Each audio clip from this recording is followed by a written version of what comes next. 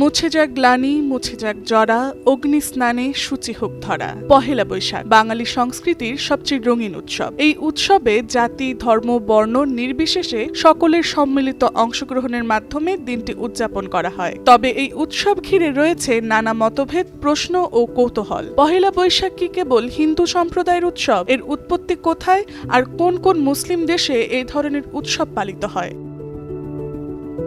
গ্রীষ্মের স্বভাব অনুযায়ী সকাল থেকেই সূর্য তার আগুন আভায় প্রকৃতিকে উত্তপ্ত করে তোলে। আবার রাতে কালবৈশাখী ঝড় চাঁদের আলোকে ছাপিয়ে তাণ্ডব নাচে মেতে ওঠে। বাঙালি যেমন সকালের এই অগ্নি স্নানে বিগলিত হয়, তেমনি রাতের আকাশের শীতল পরশ কিংবা ঝড়ের রাতে আম কুড়ানোর উৎসবও যোগ করে নতুন মাত্রা।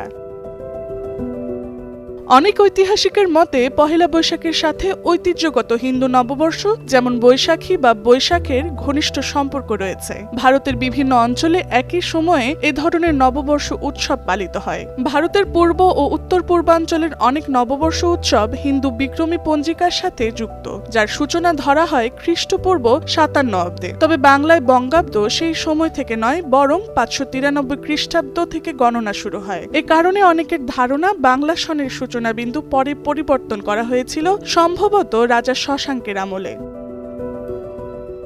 বাংলা সনের উৎপত্তি নিয়েও রয়েছে ভিন্ন মত। কেউ এর কৃতিত্ব 7ম শতকের রাজা শশাঙ্ককে দেন, আবার অনেকের মতে মুঘল সম্রাট আকবর কৃষি ও রাজস্ব ব্যবস্থার সুবিধার জন্য বাংলা সন সংস্কার বা প্রচলন করেন। হিজরি সন চন্দ্র নির্ভর হওয়ায় কৃষি মৌসুমের সাথে এর মিল ছিল না। তাই আকবর তার জ্যোতির্বিজ্ঞানী ফতেহ উল্লাহ সিরাজীকে সৌর ও হিজরি সনের সমন্বয়ে নতুন পঞ্জিকা তৈরির দায়িত্ব দেন।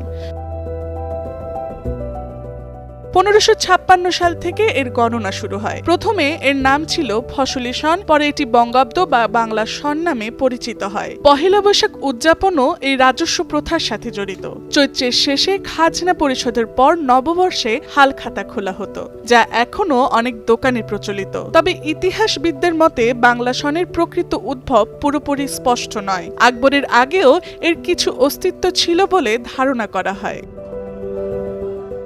এ বাদেও মুসলিম দেশগুলোতে নওরোজ বা ফরাসি নববর্ষ পালিত হয়। বিশ্বজুড়ে প্রায় 30 কোটি মানুষ এই উৎসব উদযাপন করেন। ইরান, আফগানিস্তান, আজারবাইজান, উজবেকিস্তান ও তুর্কিমেনিস্তান সহ বহু দেশে এটি জনপ্রিয়।